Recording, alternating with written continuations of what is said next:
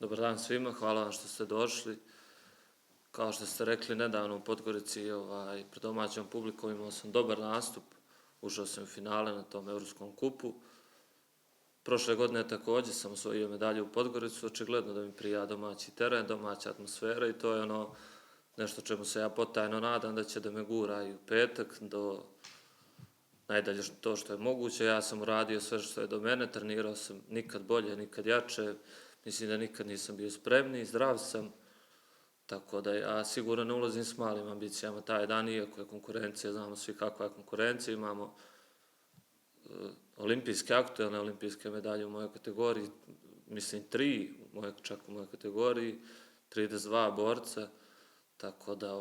konkurencija je jaka, ali ja se manje više za svim tim borcima znam. Nedavno sam se vratio sa olimpijskog trening kampa koji se održao u Tata Banji, borio sam se sa 80% svoje kategorije, svima sam konkurentan, sa svima mogu da se borim i eto, nadam se da će taj dan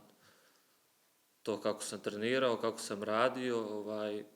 plus domaći teren i domaća publika biti onako nešto, neki spoj koji će da me vodi najdalje što je moguće.